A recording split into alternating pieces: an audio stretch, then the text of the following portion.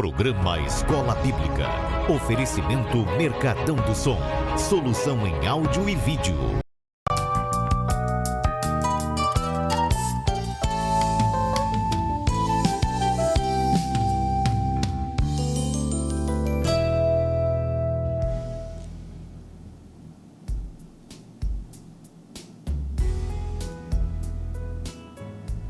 Olá, meus queridos, o programa Escola Bíblica está iniciando. Que a paz do Senhor Jesus esteja na sua vida, no seu lar, na sua família.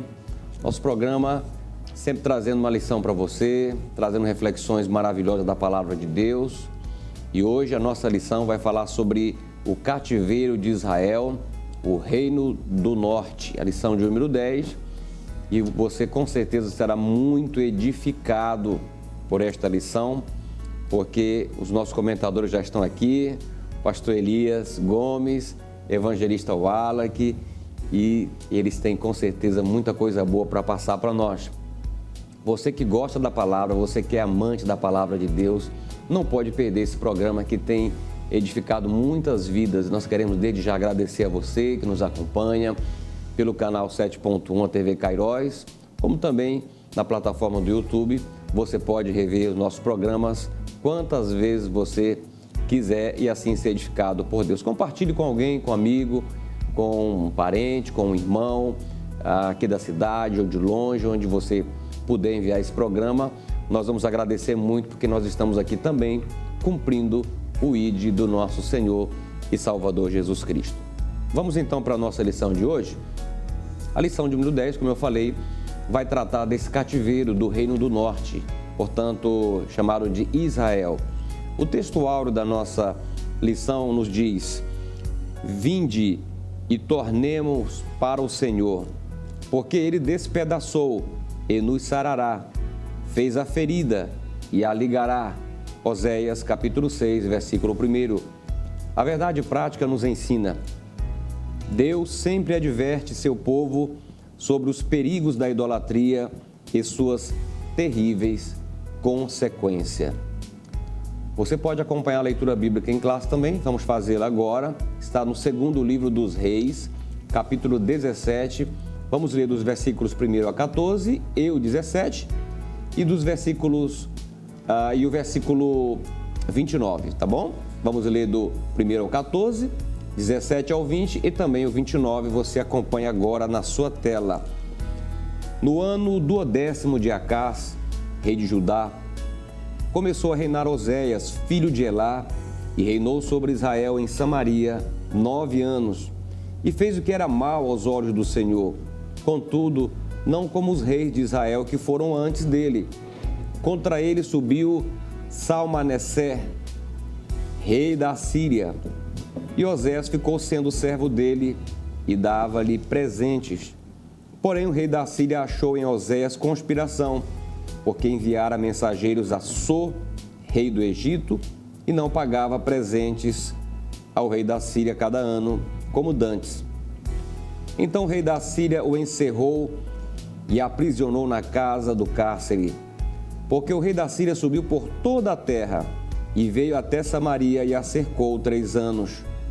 No ano 9 de Oséias, o rei da Síria tomou a Samaria e transportou a Israel para a Síria, e fê-los habitar em Ala e em Abor, junto ao rio Gozã e na cidade dos Medos. E sucedeu assim por os filhos de Israel pecarem contra o Senhor seu Deus, que os fizera subir da terra do Egito, de debaixo da mão de Faraó, rei do Egito, e temeram a outros deuses. E andaram nos estatutos das nações que o Senhor lançara fora de diante dos filhos de Israel, e nos costumes dos reis de Israel. E os filhos de Israel fizeram secretamente coisas que não eram retas contra o Senhor seu Deus, e edificaram altos em todas as suas cidades, desde a torre dos atalaias até a cidade forte. E levantaram estátuas e imagens do bosque, e todos os altos outeiros, e debaixo de todas as árvores verdes, e queimaram ali incenso em todos os altos, como as nações que o Senhor transportara de diante deles, e fizeram coisas ruins para provocarem a ira ao Senhor. e serviram os ídolos, dos quais o Senhor lhe dissera: não fareis estas coisas. E o Senhor protestou a Israel e a Judá pelo ministério de todos os profetas e de todos os videntes, dizendo: convertei-vos de vossos maus caminhos e guardai os meus mandamentos e os meus estatutos, conforme toda a lei que ordenei a vossos pais, que eu vos enviei pelo ministério de meus servos, os profetas. Porém não deram ouvidos, antes endureceram a sua cerviz, como a cerviz de seus pais, que não creram no Senhor seu Deus. Também fizeram passar pelo fogo a seus filhos e suas filhas, e deram-se a adivinhações, e criam em agouros, e venderam-se para fazer o que era mal aos olhos do Senhor, para o provocarem a ira. Pelo que o Senhor muito se indignou contra Israel, e os tirou de diante da sua face. Nada mais ficou, senão a tribo de Judá. Até Judá não guardou os mandamentos do Senhor seu Deus, antes andaram nos estatutos que Israel fizera. Pelo que o Senhor rejeitou a toda a semente de Israel, os oprimiu e os deu nas mãos dos despojadores, até que os tirou de diante da sua presença. Porém, cada nação fez os seus deuses e os puseram nas casas dos altos, que os samaritanos fizeram, cada nação nas suas cidades, nas quais habitavam. Até aqui temos lido a palavra do Senhor, texto bíblico um pouco longo, mas que nos remete ao contexto histórico e também espiritual do povo de Israel. E antes que a gente comece os comentários, nós vamos fazer uma oração. Quero convidar você nesse momento a orar conosco. Pai, em nome de Jesus, nós aqui estamos para meditar na Tua palavra. Tua palavra que é lâmpada para os nossos pés e é luz para o nosso caminho. Abençoa todos os nossos telespectadores, nossos irmãos e amigos que nos acompanham. Que essa palavra alcance o coração deles e que o Senhor use cada um dos seus filhos que aqui estão para trazer edificação às nossas vidas. Abençoa cada professor, cada coordenador de escola bíblica e aluno, cada pastor que agora nos acompanha. Receba a sua bênção em nome de Jesus. Amém. Queridos, essa lição de hoje vai nos falar sobre um momento muito difícil do povo de Israel. Momento de cativeiro, momento onde eles ficaram cativos, se tornaram escravos, dominados por uma nação que veio com muita ferocidade contra aquele povo. E a Bíblia está nos falando que Deus permitiu isso, Deus os entregou nas mãos dos seus inimigos. Todo esse contexto do porquê Deus permitiu, o que se sucedeu após isso, nós vamos aprender hoje aqui com os nossos comentadores. E eu começo aqui com o pastor Elias Gomes, desde já agradecendo ao pastor Elias mais uma vez por estar conosco aqui nesse programa que tem alcançado muitas vidas, graças a Deus, a audiência aumentando, o povo de Deus sendo abençoado. Pastor Elias, queria que o senhor nos explicasse um pouco sobre esse momento do povo de Israel sendo levado cativo pela Assíria, né?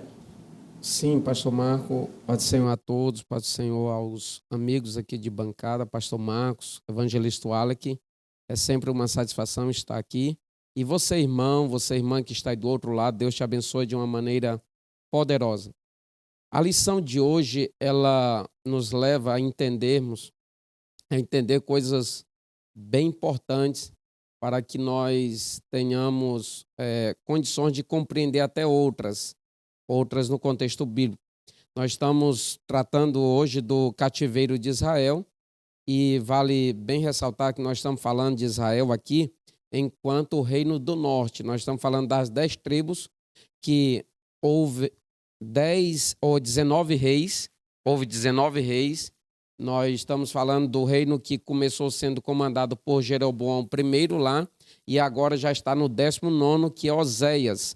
E de início nós queremos ressaltar que, apesar de ter esse rei Oséias aqui e o profeta Oséias também ter sido usado por Deus para profetizar aqui ao reino do norte, que é o reino de Israel, inclusive no período do rei, cujo nome era Oséias também, mas se tratam de pessoas diferentes. Nós estamos só evidenciando isso para as pessoas não fazerem ou não cometerem um inesperado equívoco. Está se falando de algo que aconteceu após 200 anos do reino dividido, né? Então, nós vemos que nós tivemos o período dos juízes, aquele período que a gente chama de teocrático, governo teocrático, ou período pré-monárquico. Aí nós tivemos o período do Reino Unido, que foi em torno de 120 anos, basicamente de 1050 a.C. até 1020, até 920, 930 a.C. E nós sabemos que a partir daí, até 720, 722 antes de Cristo, há um período de 200 anos, que foi o período de existência desse reino, o Reino do Norte, o Reino de Israel. Então, foram 200 anos de idolatria, 200 anos de sincretismo religioso, 200 anos de inserção de práticas, de elementos pagãos na cultura e na religiosidade do povo de Israel. E isso muito cheirava mal aos olhos, às narinas de Deus. Deus enxergava isso como um mal terrível, pelo que o Senhor levantou profetas, levantou homens ao longo desses 200 anos para manifestar a sua misericórdia, mostrando e apontando uma linha de escape, uma linha de saída, mas o povo esperou que a medida de Deus se enchesse. Porque há essa expressão na Bíblia, a gente percebe que, apesar de Deus ser um Deus misericordioso, apesar de Deus ser um Deus amoroso, Deus ele tolera até um certo tempo, até quando a medida enche. Quando a medida enche, Deus ele toma providência e ele executa o seu juízo. Portanto, o juízo para o Reino do Norte, aqui em virtude dos seus horrendos pecados, foi o cativeiro, né? Pelo Império Assírio, na época um império muito poderoso, e nós estamos falando aqui só a título de introdução, porque mais detalhes serão tratados ao longo deste programa, mas que você se situe aí, que nós não estamos tratando hoje do cativeiro babilônico, que aconteceu em 586 a.C., portanto, algumas décadas somente depois.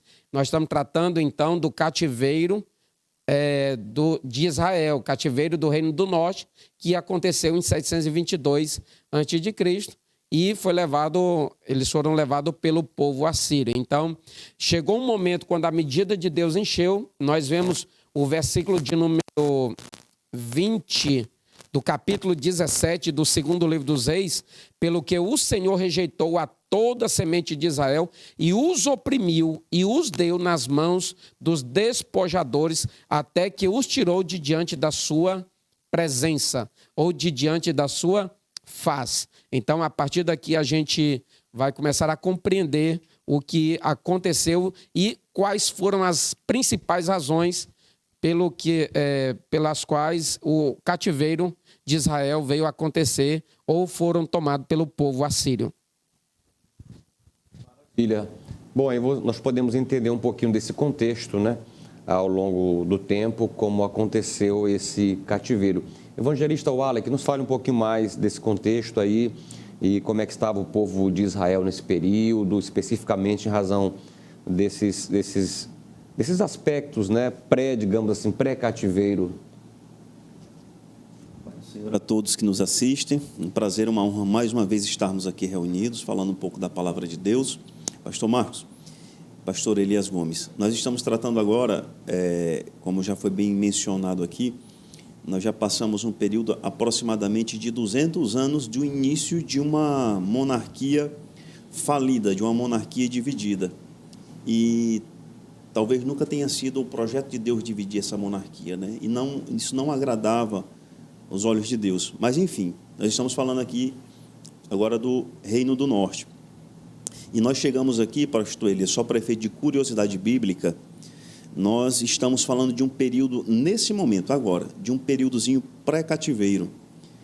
Mas eu não tenho como tratar sobre esse período se eu não voltar um pouco aqui em 1 Reis 12, 22 a 24, quando Deus, usando o profeta Semaías, pede para que ele vá, se dirija até Roboão e diz assim: não subireis, nem pelejareis contra os vossos irmãos, os filhos de Israel, volte cada um para a sua casa, porque eu é que fiz esta obra. Esse texto ele nos remete ao princípio da divisão das monarquias entre norte e sul. Naquele momento já era um projeto de Deus para que Israel e Judá não guerreassem. Mas nós percebemos aqui, chegando nesse momento pré-cativeiro, que houve uma reunião, houve se acoloniaram Israel, reino do norte, com o reino da Síria, não da Assíria, e tramaram contra Judá. E Judá, naquele momento, através do rei Acais, ele vai se socorrer no exército assírio, que tinha como rei Tiglat-Pileser. Então, observem que, a partir desse momento, nós começamos a perceber, a descer o juízo de Deus efetivamente sobre o reino do norte, que tramara, junto com os sírios, contra o reino do sul. Nesse momento, nesse período pré-exílio, pré-cativeiro assírio, nós percebemos aqui essa historicidade que você tem que se colocar no tempo e no espaço. E aqui aparece já o rei Oséias, colocado no poder pelo próprio exército assírio. Ele é nominado rei pelo próprio exército assírio, que invade a capital Samaria e o nomeia o rei Oséias como o rei daquela região, daquela terra. E agora nós chegamos ao ponto de que o próprio rei da Síria, que nomeou Oséias rei de Israel, passa a desconfiar dele porque ele está se acoloniando, está fazendo acordo com o reino do Egito, que era tanto mal aos olhos do rei da Síria, mas mal ainda aos olhos do Senhor. Então, aqui nós percebemos essa situação dessa traição, e dessa forma, como nós lemos aqui na leitura bíblica em classe, no capítulo 17, no verso 4, diz assim: porém o rei da Assíria achou em Oséias conspiração, porque enviara mensageiros a So, rei do Egito, e não pagava presentes. Leia presentes aqui, leia tributos, numa situação de vassalagem, de senhorio e vassalagem, que nós conhecemos isso aí no período do feudalismo, mas que aqui nessa época já era praticado muitos anos antes, para que você consiga compreender, de um estado que já era vassalo, né, da Assíria, indo e negociar, se acoloniar com o exército, com o reino do Egito, e por assim se tornou feio aos olhos do exército da Síria, mas mais ainda muito ruim aos olhos do Senhor. Muito bem. Esse é um contexto muito interessante, contexto histórico. Você que está nos acompanhando aí, querido irmão, querido amigo, a gente sabe que as questões políticas sempre elas têm repercussão na vida das pessoas. E é interessante, pastor Elias, que aqui, desde o reinado de Jeroboão, a nação de Israel ela vinha numa crescente, né, de prosperidade, mas essa prosperidade, e o nosso comentador da revista ele fala aqui também, ela tinha um preço, né? Infelizmente, a custo da corrupção, a custo da injustiça social, hipocrisia religiosa, sincretismo religioso.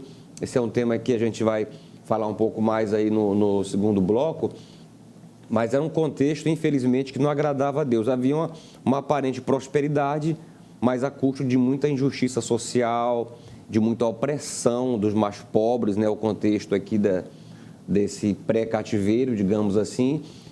E Deus, então, levanta os profetas para alertar a nação, para alertar o rei. Mesmo assim, eles não dão ouvido, né, pastor Elias? Mesmo assim, eles não dão ouvido, pastor Marco. É interessante que, quando o senhor fala aí que o povo de Israel prosperou, na época de Jeroboão, o pastor Marcos está falando na época de Jeroboão II ou Jeroboão II, que houve uma aparente, né, uma pseudo-prosperidade, porque houve prosperidade e, apesar da prosperidade, o povo não se aproximou do Senhor. Até porque os meios ou o viés pelo qual a prosperidade chegou, a bonança chegou, foram meios absolutamente reprováveis por Deus, né? Foi pelo que o Senhor falou, pela exploração. Os mais ricos suplantavam os mais pobres e abatiam, enfim, tomavam. Pelo que o Senhor levantou o profeta Amós para falar contundentemente contra essa exploração, contra esse extermínio social que havia. Era a sobrevivência ou o avantajamento dos mais ricos em virtude da fraqueza dos mais pobres, de modo que, quando Samaria foi sitiada, porque ela foi cercada, então, durante esses 3 anos ali, os mais ricos, eles se gloriavam, eles esbanjavam, eles manifestavam extravagância mesmo, em termos de bens materiais, de suprimento, tudo. E os mais pobres estavam cada vez mais morrendo, cada vez mais pobres. Uhum. E pelo que, né, no desenrolar desse período dos 3 anos, foi que aconteceu de fato, né, a culminância da levada deles ao Império Assírio. Então, nós vemos ainda que, diante disso, pastor, a situação era social, a situação era política, mas a situação também era religiosa, porque eu acho que esse era o pilar principal, era o aborrecimento que Deus tinha do comportamento espiritual e religioso do povo na época. Então, Deus levanta o profeta Amós no capítulo 5, até os cultos que eles faziam estavam sendo abomináveis aos olhos do Senhor. Diante dessa riqueza, dessa bonança, eles queriam, digamos que, calar a Deus, ou se justificar perante Deus com a apresentação de sacrifício. Eu acho que isso aqui se encaixa perfeitamente com um período da época dos juízes, que Deus levanta Samuel para dizer: é melhor obedecer do que sacrificar. Então, Deus estava levantando Samuel para dizer: não adianta sacrificar, não adianta apresentar cultos bonitos, coisas que aparentemente vocês vão fazer com que eu me agrado, se vocês não procurarem me obedecer. Então, Deus levanta o profeta Amós no capítulo 5, só o versículo 21 diz assim: aborreço, desprezo as vossas festas e as vossas assembleias solenes, não me dão nenhum prazer, e ainda que me ofereçais holocaustos e ofertas de manjares, não me agradarei delas, nem atentarei para as ofertas pacíficas de vossos animais gordos. Então o povo estava apresentando sacrifício, o povo estava aparentemente fazendo vantagem nos seus cultos, nos seus momentos religiosos, mas aquilo ali nada agradava a Deus, porque por trás daquilo ali estava uma profunda injustiça social, uma desobediência terrível quanto aos mais fracos diante do cenário que caracterizava a realidade de Samaria. Amém. Bom, nós vamos para um breve intervalo, um breve mesmo, já voltamos com o segundo bloco, falando um pouco mais sobre esse cativeiro do povo de Israel ali em Samaria, tá bom? Aguardamos por você já já.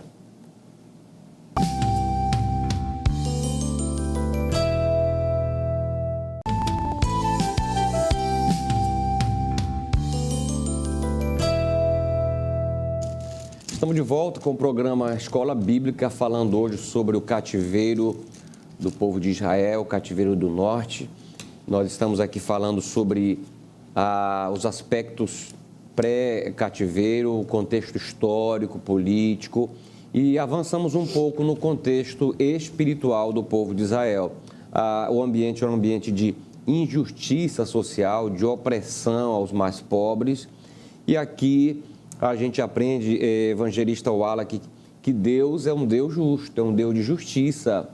Deus se preocupa com o pobre, Deus se preocupa com a viúva, Deus é o Deus dos órfãos, ele diz na sua palavra, ele é juiz, então ele é um Deus justo e nós precisamos atentar para isso, né? Porque quando Deus olha para a terra e vê um ambiente de injustiça social, do maior prevalecendo sobre o menor, corrupção, ele não se agrada. E geralmente, quando o povo não ouve os seus profetas, como foi o caso, Deus ele vem com juízo, né? Ele vem com juízo. Eu me lembro, evangelista Wallach, aqui, até saindo um pouquinho desse contexto aqui especificamente de Israel, mas contextualizando para o nosso, alguns anos atrás eu vi uma mensagem de um pregador, pastor Elias, de um pastor da nossa nação, homem sério, lá do sul do país, ele falando sobre alguns problemas que o nosso país enfrentava, sabe, algumas aberrações, algumas afrontas, a tudo aquilo que nós prezamos, né, como família, como igreja. E ele alertou, aquela mensagem ficou gravada, ele alertou que Deus sempre age com juízo quando o povo não ouve a voz de Deus e quando o pecado chega a um patamar alarmante, seja individualmente, com uma pessoa, ou coletivamente, Deus ele age. E a gente agora viu essa questão da pandemia. E eu lembrei daquela palavra daquele pastor que percorreu o Brasil aí nas redes sociais. E eu fiquei olhando, realmente meditando, quando Deus usa os seus profetas. Foi o caso aqui, não foi, evangelista Wallace? Certamente. E hoje, quando nós oramos, em se tratando da pandemia, nós oramos ao Senhor pedindo misericórdia, clamando por misericórdia, porque nós sabemos que é, no mínimo, uma vontade permissiva dele, né? E nós podemos tratar isso como um grande juízo. Nós que cremos na palavra de Deus, nós cremos como um grande tratar de Deus com a humanidade, tratando hoje, contextualizando hoje. Para aquela época, o comentário da nossa revista começa dizendo sobre o terrível pecado da idolatria. E programas atrás de programas nós estamos alertando aos nossos telespectadores sobre isso, que nós servimos a um Deus que, assim como está escrito no livro do profeta Isaías, que ele nunca, jamais dividirá a sua glória com ninguém. E aqui nós estamos já pré-visualizando uma situação do sincretismo religioso que abordaremos a seguir. Mas aqui, nesse tópico específico, nós trataremos sobre o pecado da idolatria, que causará a destruição, a desarticulação. Se aquele reino já estava desarticulado entre norte e sul, agora o juízo de Deus vai ser para deixá-los peregrinos, porque é isso que o exílio assírio vai ocasionar no reino do norte. Tornar aquelas pessoas que ali habitavam em grandes peregrinos, como objetivo do Império Assírio, cumprindo assim a vontade de Deus. Por que nós dissemos que é vontade de Deus, pastor Marcos e pastor Elias? Em Isaías capítulo 10, do verso 5 ao 7, Deus diz assim: ai da Síria, a vara da minha ira, sua força militar é a minha arma contra esta nação sem Deus, condenada e amaldiçoada. Fará nela escravos, saqueá-los-á e os pisará como pó debaixo dos pés. Mas o rei da Síria não saberá que fui eu quem o mandou. Nós percebemos nesse texto que nós lemos agora, dois juízos aqui. Juízo contra o povo de Israel, a Síria sendo como um instrumento de Deus, e o juízo já contra a própria Síria. Deus está falando de dois juízos aqui, pela situação como os assírios tratarão o povo de Deus, o povo de Israel, o povo do norte. Então, nós percebemos aqui esse levante, esse juízo de Deus para aquele povo que estavam navegando naquele sincretismo, como nós já tratamos aqui, e incidindo especificamente no terrível pecado da idolatria, que Deus não admite, não admitiu, e para isso deixou sua lei, para que fosse cumprida, e estava sendo descumprida de uma forma até mesmo soberba por parte do pessoal do Reino do Norte. Verdade. Essa a comparação que o evangelista Wallace está falando aqui, essa explicação, melhor dizendo, me faz lembrar exatamente o mesmo critério que Deus usa com o Reino do Sul. Quando o profeta Abacuque fala dos caldeus, dos babilônicos, o pastor Elias, ele fala: eis que suscito os caldeus, uma nação amarga e impiedosa. E o profeta Abacuque diz para Deus assim: para a disciplina que Deus usou os babilônicos, os caldeus, como vara, né? O senhor falou o termo que foi utilizado aí pelo outro profeta. Então, realmente, quando as pessoas não entendem a vontade de Deus e não aceitam essa possibilidade de arrependimento que Deus dá, usando da misericórdia, Deus as entrega nas mãos dos inimigos, né, pastor Elias? Nos fale um pouco mais, pastor Elias, sobre os pecados do povo, a sua queda nesse contexto. Muito bem, pastor Marco. A gente percebe que aqui no final desses 200 anos, desse período monárquico, o juízo começa a partir de Deus, mas isso aqui é só a culminância, né? Isso aqui é só o resultado, é fruto do que foi acumulado ao longo desses 200 anos. Nós percebemos desde a influência do primeiro rei do norte aqui, enquanto o reino dividido, que foi Jeroboão I.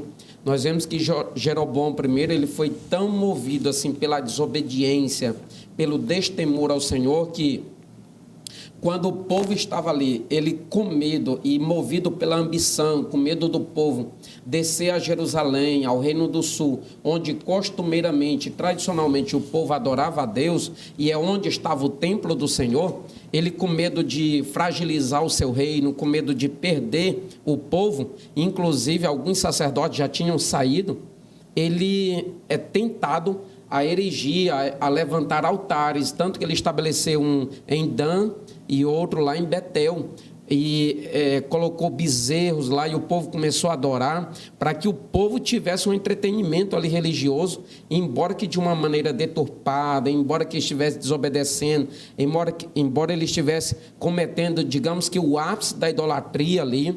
Ele antecipou até o calendário das festas judaicas que aconteciam lá em Jerusalém, para que o povo não descesse. Olha só, então até que ponto a pessoa chega, né, a fazer coisas assim dessa maneira e desobedece a Deus para atender os seus interesses escusos, os seus interesses assim absolutamente carnais e materiais. Então nós devemos tomar muito cuidado com isso, e tudo isso influenciou em Acabe, influenciou na sua prole, que veio parar aqui em Oséias. E aqui em Oséias nós vemos que está acontecendo algo absolutamente terrível, porque Deus levanta até o profeta Oséias.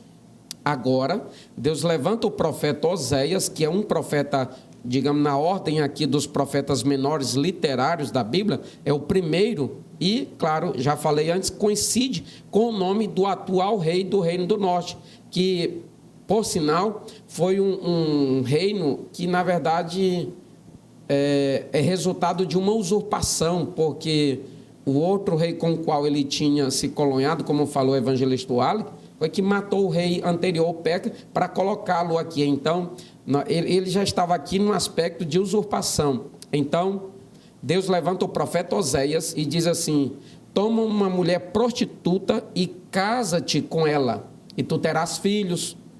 E aí, para que esse cenário? É algo assim absolutamente inusitado, porque nós entender que Deus determinar que um seu profeta vá lá e tome uma mulher prostituta para casar-se, isso aqui não é no sentido figurado, aconteceu, de fato. Muito embora esse contexto tenha sido real, Deus está usando esse contexto de realidade para fazer uma demonstração visível, prática ao povo de Israel sobre o que estava acontecendo no contexto espiritual. O povo estava se adulterando com a Síria, com o Egito, o povo estava rompendo a aliança. Na verdade, aqui, Oséias foi lá, pegou a mulher, que foi Gomer, casou-se com ela, teve filho, mesmo ele manifestando todo o seu amor, todo o seu cuidado, toda a sua proteção necessária. Ela, assim ainda, tendo marido e tudo, ela adulterou, ela foi procurar amantes, digamos assim, pagava para isso, para cometer pecado, porque o pecado, muitas das vezes, ele não é barato. E aí, e o amante aqui no contexto espiritual significa a Síria, significa o Egito. A gente sabe que Gomer ali, na verdade, é um retrato de Israel, né? Que Israel, mesmo tendo Deus como seu real Senhor, como Deus verdadeiro, que quer manter o sustento contínuo e direto, que quer nutrir essa relação contínua com o povo se afastava e procurava suprir suas necessidades espirituais e religiosas em outras fontes que não era a de Deus. E eu costumo dizer, pastor Marco, que o inimigo, o adversário da nossa vida, ele quer nos convencer de que existe uma terceira via. Isso aqui não é diferente hoje.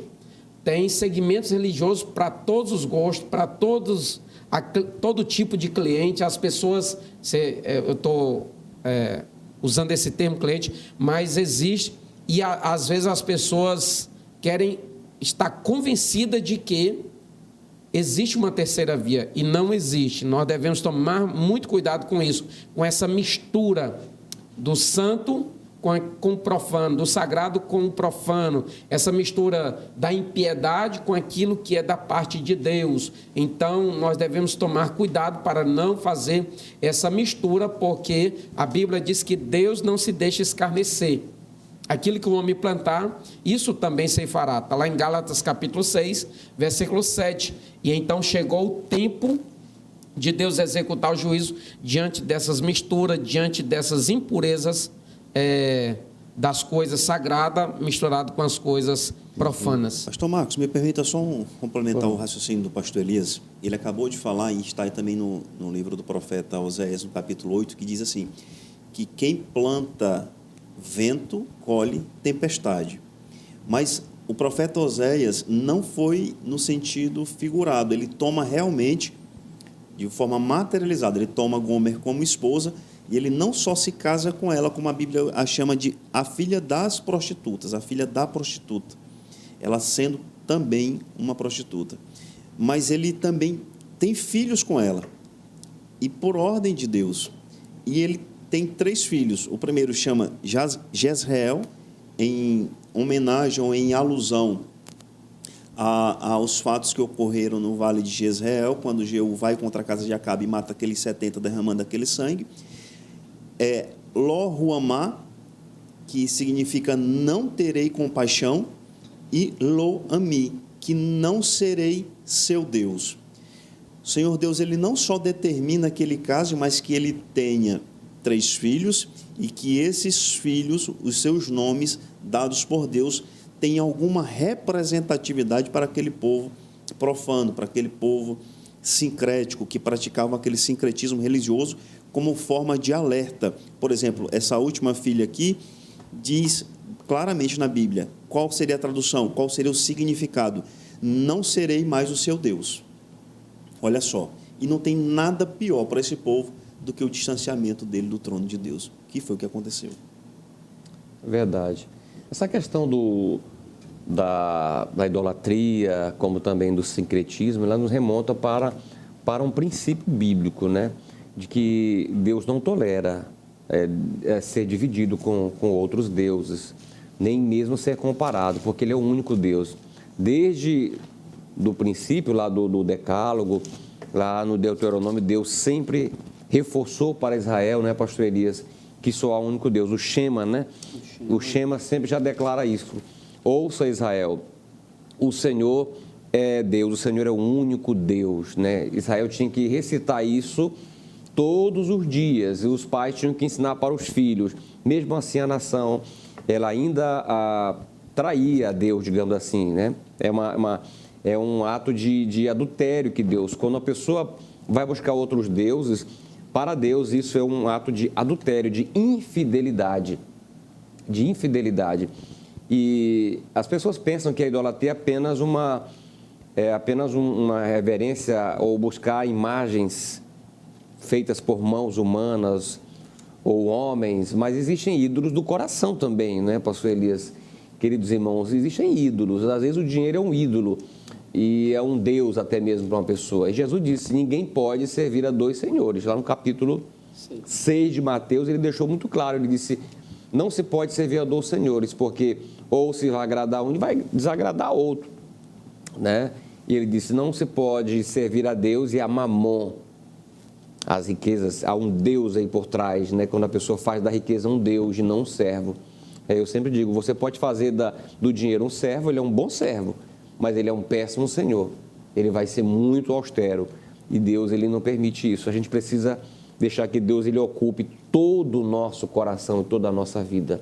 Nem o dinheiro, nem a carreira, nem as pessoas, muito menos a família, por mais valiosa que seja, não pode ocupar o nosso coração. Em primeiro lugar, é o reino de Deus e a sua justiça, ou seja, é o Senhor que deve estar em primeiro plano na nossa vida. Não é isso, pastor Elias? E a Bíblia é muito enfática nisso. Nesse contexto de Israel, nos leva a crer também, né? Com certeza, pastor Marco. É por isso que o evangelista Wallace até já leu algumas vezes durante essas lições, até porque nos remete a isso, quando o Senhor falou aí em Mateus capítulo 6, a parte A do versículo 24, o Senhor diz que não podeis servir a 2 senhores, Ele está falando ali que não há possibilidade de partilha nesse contexto de adoração. E é por isso que em Isaías 42, versículo 8, ele diz: eu sou o Senhor, este é o meu nome, a minha glória, pois a outrem não darei, nem o meu louvor às imagens de escultura. Então, as imagens estavam sendo erigidas ali, e nós trazendo para a nossa realidade hoje, o campo onde nós podemos erguer facilmente, eu coloco essa palavra, facilmente, deuses é no coração. Pastor Marcos já falou, por isso que Salomão diz que de tudo que se deve guardar, guarda o teu coração, porque dele procedem as saídas da vida. Então, facilmente nós podemos construir deuses no nosso coração, e isso é um perigo, isso é sinal de um colapso muito próximo. Evangelista Wallach, nesse contexto aqui de Israel, também a questão religiosa estava envolvida, né? Questão social, questão religiosa, havia uma generalização ali. Quando a nação ela se volta para outros deuses, me parece que ela perde realmente ali até a noção de adoração e de cuidado com os mais pobres, né? O senhor, no início da lição, o senhor leu bem que Deus ele é o pai dos órfãos e é o juiz das viúvas. E quando nós percebemos aqui o que o senhor falou, nós estamos falando de um período de pré-exílio, nós estamos falando do juízo de Deus, nós percebemos alguns pilares principais onde Israel estava fundada, tanto do ponto de vista social, econômico, político, mas, acima de tudo, espiritual. E esse descer espiritual do povo, aliado certamente à idolatria, ela perpassa por muitas situações, em situações inclusive por exemplo, de imoralidades sexuais, por exemplo, de exploração dos pobres, como o profeta Amós falou em Amós 2,6, diz assim, pastor Marcos: por 3 transgressões de Israel e por 4 não retirarei o castigo, porque vendem o justo por dinheiro e o necessitado por um par de sapatos. Isso está em Amós 2, verso 6. E também em Amós 2,7 diz assim: suspirando pelo pó da terra, sobre a cabeça dos pobres pervertem o caminho dos mansos, e um homem e seu pai entram à mesma moça para profanarem o meu santo nome. O que está dizendo aqui? Que o povo estava descumprindo a lei determinada em próprio Levítico, onde o pai não poderia ter a mesma esposa do filho, o filho não pode ter a mesma esposa do pai, aqueles seres eles não podem se relacionar sexualmente. Mas, acima de tudo, existia uma perversão, como alguns escritores definem, uma perversão vocacional, como está em Amós 2,12, que diz que: mas vós aos nazireus deste vinho a beber, e aos profetas ordenaste, dizendo: não profetizareis. Olha só que nível de perversão, de corrupção religiosa, de perversão vocacional que o povo do norte chega. Chegando a oferecer vinho a pessoas que são separadas, que são consagradas para fazer a obra de Deus, a obra do Senhor, que não podem ter contato com conteúdo etílico, com álcool, que não podem fazer certos tipos de corte de cabelo, que não podem se alimentar de determinados alimentos. E até isso eles conseguiram perverter, agindo diretamente não só contra a obra de Deus, mas contra o próprio Senhor e as suas determinações. Então, por isso, se tornou mais uma vez aquele reino dominado por Oséias, mais um reino que perseverava contra os caminhos do Senhor. Verdade. A Bíblia diz que eles fizeram o que era mal aos olhos do Senhor, né? A gente tem batido muito nessa tecla aqui nos programas. Às vezes as pessoas fazem algo que parece bem aos olhos dos outros, né? Das pessoas, da sociedade. Mas será que isso faz bem a você como pessoa de Deus, como servo de Deus? E como é que Deus vê isso, né? Tudo isso a gente precisa se perguntar: o que eu estou fazendo, isso está bem aos olhos de Deus? Porque a gente pode ter muitas curtidas daquilo que a gente faz por aí, né? A gente pode ter muitos aplausos, muitos likes. As pessoas hoje estão fazendo coisas inusitadas aí nas redes sociais e obtendo muitos likes e muitas curtidas. Aos olhos dos homens, muitas curtidas. Mas será que está recebendo alguma curtida aos olhos de Deus? É uma pergunta que a gente tem que fazer, né? Contextualizando, tá? Então, muito cuidado, porque Deus não se deixa escarnecer.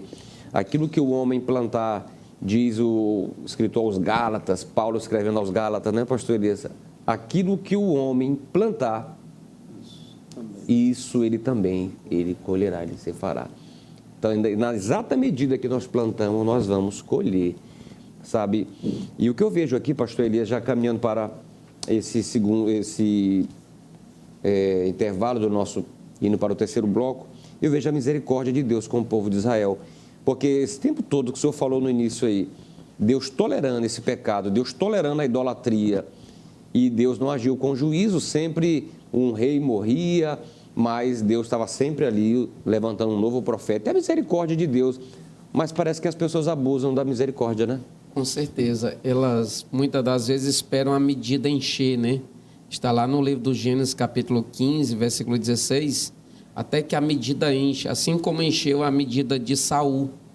Nós vemos quando Saul pecou, Saul errou e não ouvia a voz do Senhor através do profeta Samuel, até que Samuel ainda quis poupá-lo e Deus disse: epa, a medida dele já encheu, eu já o rejeitei. Então Deus rejeita quando a medida enche. Está lá no 1 Tessalonicenses, também capítulo 2, versículo 16. Mas essa misericórdia que o Senhor fala, pastor Marco, inclusive está estampada aqui no texto áureo, só rapidamente ler para nós finalizarmos o segundo bloco. Diz: vinde e tornemos para o Senhor, porque Ele despedaçou, e é como estivesse dizendo, e Ele mesmo nos sarará.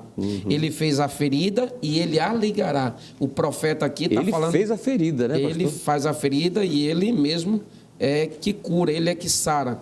É aquilo que também Samuel fala, né, no primeiro livro. Ele é que retira do trono, mas ele coloca novamente. Então, ele abate, mas ele eleva. É o Senhor. E aí, Oséias fala isso numa tonalidade de esperança, para que o povo se volte ao Senhor. Quem sabe o Senhor não atentará para nós? Mas a Bíblia diz no capítulo 18, do 2 Reis, versículo de número 12, diz assim: porquanto não obedeceram à voz do Senhor, seu Deus, antes traspassaram o seu concerto, e tudo quanto Moisés, servo do Senhor, tinha ordenado, nem o ouviram, nem o fizeram. Quando abandonaram a lei do Senhor, né, pastor Elias? Abandonaram, deixaram de lado. Os preceitos do Senhor ficaram para trás, começaram a fazer o que dava na cabeça. Viraram as costas para o caminho do Senhor, viraram as costas para a lei de Deus e se misturaram. Fizeram totalmente contrário àquilo que Moisés fala lá em Deuteronômio, capítulo 12, versículo de número 8. Olha, a terra onde vocês vão chegar, não se misturem. Não tomem posse com aquele pessoal, não se misturem com eles. Então, eles fizeram totalmente o contrário, o que resultou, de fato, no juízo e na deportação deles para a Síria. Pastor Marcos, o senhor falou em misericórdia, a gente tem que pegar esse gancho aqui, estamos concluindo essa parte. Essa parte da misericórdia de Deus, ela está bem refletida aqui em Oséias, capítulo 3, verso 1, porque quando Oséias toma Gomer como esposa, tem os 3 filhos, ela se separa e vai se prostituir novamente. E aqui está estampado de forma, não de forma metafórica, de forma realmente existente, de forma existencial, que Deus determina que ele vá buscá-la novamente. E no capítulo 3, verso 1, Deus diz assim para Oséias: vá outra vez e ame uma mulher que é amada por outro e é adúltera. No verso 2, Oséias diz assim: assim comprei-a por 15 peças de prata e 150 quilos de cevada para tomar de volta. Por quê? Porque Deus está demonstrando nesse momento, nessa lição, Deus está nos ensinando quão grande é o amor dele pelo seu povo. Um povo adúltero, sincrético, um povo miscigenado, misturado, e ainda assim Deus os ama poderosamente. Glória a Deus. Pode ser que alguém esteja vivendo um momento assim, né, evangelista Wallach? Distante do Senhor, fazendo aquilo que não agrada a Deus, mas o Senhor é misericordioso, a porta da graça está aberta para você, você pode se arrepender, o Senhor Ele te abraça, Ele te ama. O mesmo Deus que amou Israel e hoje a nação ela existe e ela é protegida pelo Senhor, essa mesma misericórdia ela alcança você hoje. Muitas pessoas dizem, não, pastor Marcos, eu não vou não, meus pecados são muitos, eu não saio, não tenho condições de ser um servo de Deus. Muitas pessoas até não vão à frente ou não se aproximam de Deus porque acham que precisam primeiramente pagar alguma coisa para poder receber o perdão do Senhor. Mas é importante nós falarmos que misericórdia significa Deus não nos tratar como nós merecemos, né? E a graça nós recebemos aquilo que nós não temos nenhum direito, né? Então o Senhor Ele usa de misericórdia. O profeta foi lá e resgatou a sua esposa. E o Senhor Jesus é aquele que nos resgata pelo seu precioso sangue. Onde você estiver, a mão de Deus pode te alcançar e você pode voltar aos braços do seu Pai, porque essa é a vontade dEle. Amém? Vamos para um breve intervalo, já voltamos com o terceiro e último bloco do programa Escola Bíblica, falando aqui sobre essa questão do cativeiro e como Deus agiu ali também com aquela nação.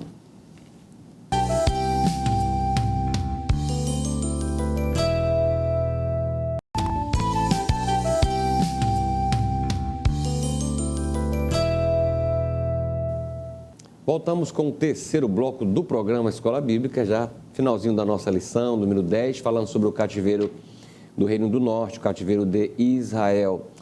E evangelista Wallach, então Israel ela foi tomada, ela foi ocupada, né? A Samaria propriamente. Eu queria que o senhor nos falasse um pouquinho sobre esse episódio, como aconteceu, esse contexto dessa tomada de Samaria. Perfeito, pastor Marcos. Pastor Marcos, nós estamos tratando agora da invasão da capital Samaria, proposta pelo exército mais organizado do planeta daquela época. Nós estamos tratando, na verdade, do primeiro exército organizado que se tem conhecimento na história, da arqueologia, do estudo da antropologia e do estudo da história antiga. Nós estamos falando, para que os irmãos se situem, da população de Nínive, dos ninivitas, aquele povo para quem Jonas não queria pregar a palavra.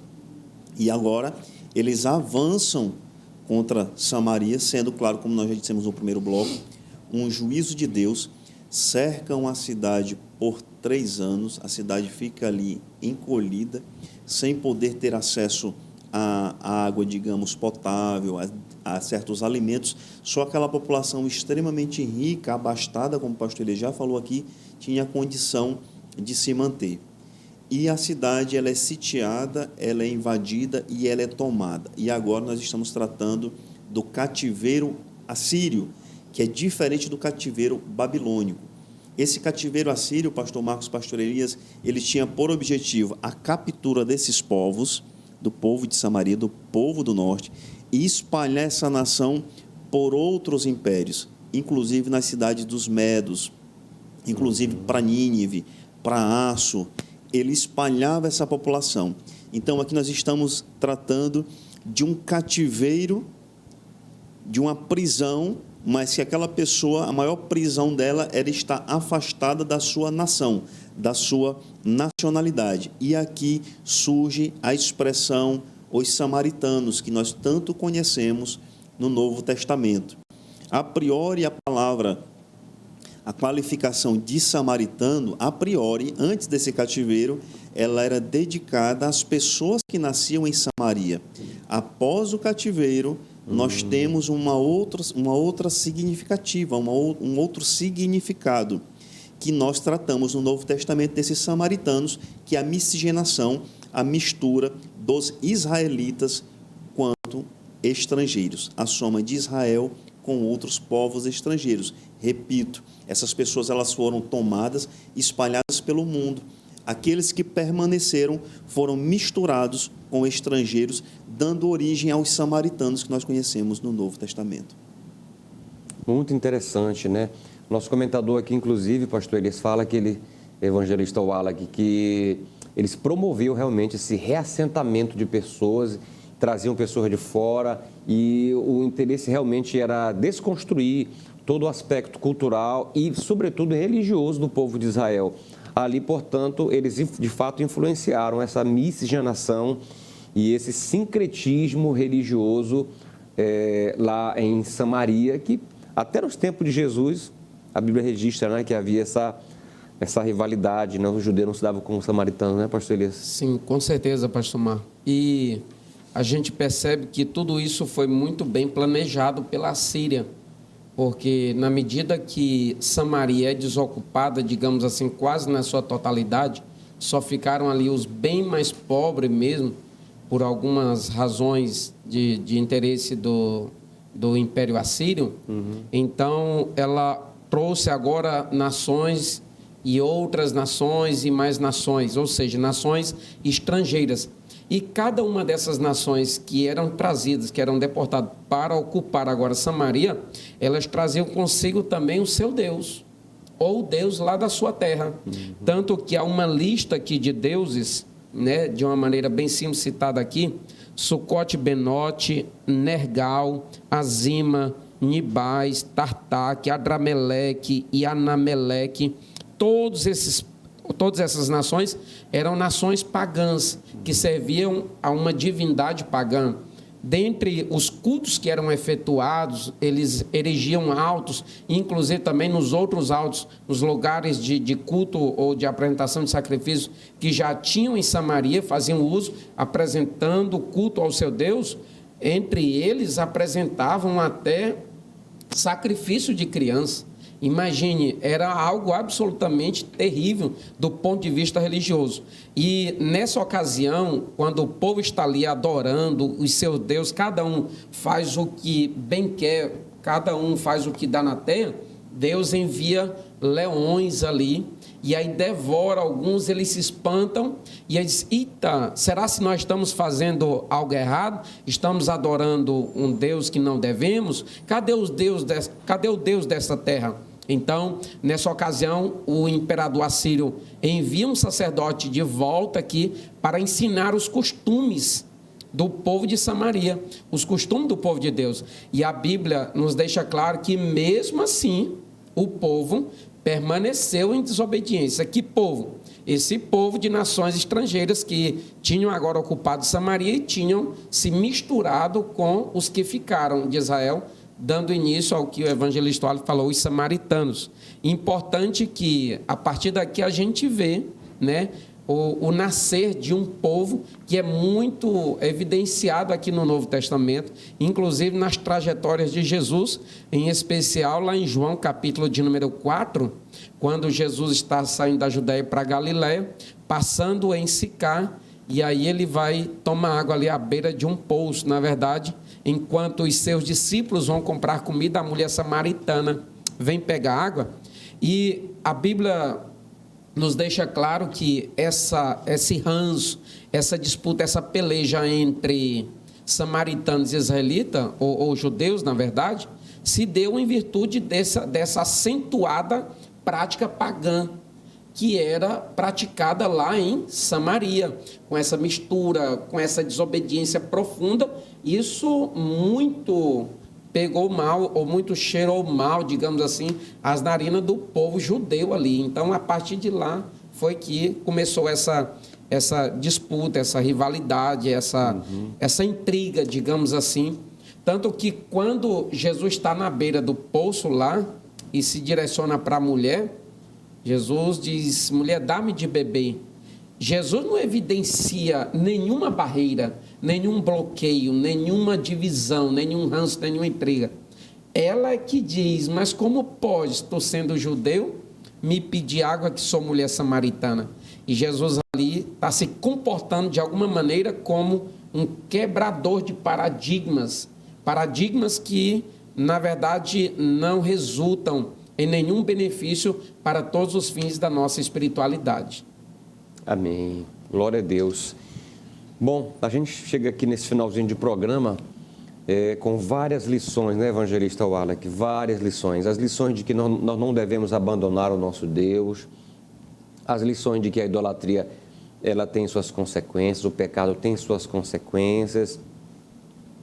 Também a lição de que Deus sempre está usando alguém para nos advertir, para nos despertar, para nos encorajar ao arrependimento e a voltar ao caminho.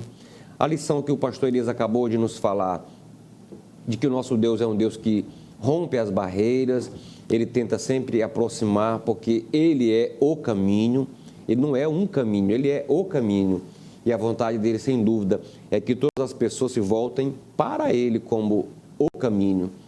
E, evangelista Wallach, eu tiro uma lição para mim mesmo, que é a lição de que Deus ele não quer um coração dividido, né? A gente não pode dividir a nossa adoração com outros deuses, a gente tem que ter um cuidado muito grande com o nosso coração, o que nos move nessa vida, o que direciona a nossa vida. Será que é a vontade de Deus? São os planos de Deus que direcionam a nossa vida? Ou será que outras coisas estão ocupando o lugar de Deus? E a gente pode ficar como o povo de Israel naquela época.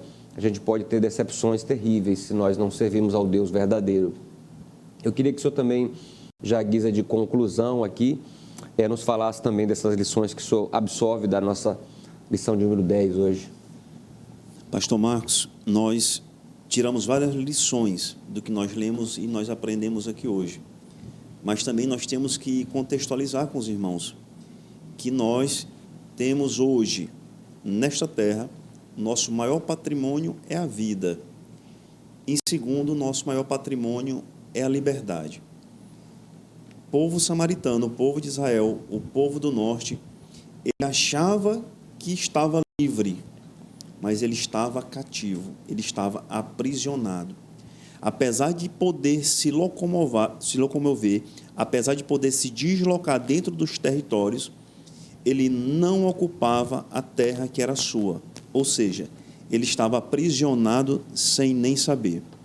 E muitos irmãos, muitos crentes hoje, eles se encontram verdadeiramente aprisionados, não só do ponto de vista religioso, mas do ponto de vista social, do ponto de vista político, porque ainda não conseguiram, não se atentaram, não se alertaram para os perigos em que um rei, em que um comandante ou que um juiz pode fazer contra uma casa, contra uma nação, contra toda uma população, contra todo um país, como foi que aconteceu com Israel, sob a liderança de Oséias, sob a liderança de outros reis que assim levaram Israel ao cativeiro do exílio. Então, a lição que eu deixo, que eu gostaria de compartilhar com os irmãos, é que você tem um Deus maravilhoso, misericordioso, que tudo pode, que tudo vê.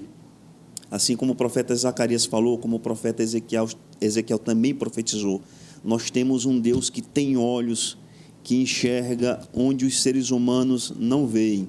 E o que Deus mais quer é promover a tua liberdade física, a tua liberdade econômica, a tua liberdade política e a tua liberdade espiritual. Nós deixamos essa mensagem aos nossos irmãos hoje, esperando todos, em nome de Jesus, se ele não voltar para a próxima semana no programa Escola Bíblica. Maravilhas. Pastor Eli, só quer também nos trazer uma palavra final aí para a gente concluir o nosso programa de hoje? Pois é, pastor. Só finalizando aqui, evidenciando aquilo que um dia desses até a gente falou sobre aquela superficialidade de fé, sobre aquele excesso de religiosidade e ausência de espiritualidade, né? Nós vemos aqui um outro episódio em que Jesus cruza o caminho ou fala sobre o samaritano, lá em Lucas capítulo de número 10, sobre o bom samaritano, a parábola do bom samaritano, falando sobre a proximidade que nós devemos ter uns com os outros e comungar dessa verdadeira comunhão, dessa espiritualidade. E aí ele vem falar ali ele vem fazer um contraste sobre a profunda religiosidade dos líderes judeus ante a espiritualidade dos samaritanos. E aí ele vem falar que passou um levita, passou um sacerdote diante de alguém que foi molestado, diante de alguém que estava ali, que foi roubado, que foi machucado, estava precisando de socorro. E a Bíblia diz que, vindo um samaritano, ele se encheu de uma profunda compaixão. Então, o Senhor está trazendo ali um exemplo de que até os samaritanos, eles podem ser profundamente espirituais na presença de Deus, mesmo não sendo judeus, como alegavam os judeus, né? Amém. E a quebra das barreiras, né? Precisamos ir ao encontro das pessoas, né? Precisamos quebrar algumas barreiras e aproximar as pessoas de Cristo. Graças a Deus. Vamos terminar o nosso programa de hoje com um gostinho de quero mais, né? Muito bom programa. Na próxima lição vamos falar sobre o rei Ezequias, o reinado de Ezequias, que vai nos trazer lições maravilhosas. Foi um rei temente a Deus, nós sabemos. E nós queremos terminar agradecendo a você pela sua audiência, nossos queridos irmãos, pastores, aos coordenadores de escola dominical, professores e alunos, que Deus deu uma lição maravilhosa para você neste final de semana, neste domingo, tá bom? Seja bastante proveitosa a todos vocês, nossos amigos que nos acompanham sempre. Deus abençoe de maneira assim, toda especial nesse feriadão aí também, que você fique com a sua família, que você aproveite esse momento para adorar a Deus, que você agradeça a Deus pela sua vida, que você medite na palavra de Deus nesse final de semana, nesse feriado, tá bom? E eu quero pedir ao nosso querido evangelista Wallace que nos despeça aqui em oração, tá bom? Amém. Vamos orar? Senhor meu Deus, nosso Pai, nós te louvamos, te agradecemos, enaltecemos o teu santo nome. Te agradecemos, Senhor, por esta programação, por esse telespectador que nos acompanha, por esse professor, por esse coordenador, por esse pastor, por esse obreiro da escola bíblica dominical. Nós te pedimos, Senhor, ser conosco, Pai, que o teu povo, Pai, possa reconhecer o valor da liberdade, da liberdade política, da liberdade social, mas acima de tudo, Pai, da liberdade espiritual, Senhor. Que nós não possamos ficar, Pai, na mão de um só poder, seja do executivo, seja do legislativo, Senhor, seja do judiciário, mas que nós estejamos sempre, Pai, debaixo da tua vontade, debaixo da tua mão. Senhor, olha por nós, nos guarda, guarda a nação brasileira, Senhor. Sim, meu Deus. E acima de tudo, Senhor, protege a nossa liberdade de cultuarmos o teu santo e glorioso nome. Nós te pedimos no nome do teu Filho amado, Senhor Jesus, Pai, e honra e glória te rendemos, meu Deus. Amém, Senhor. Amém. Até o próximo programa, se Deus quiser.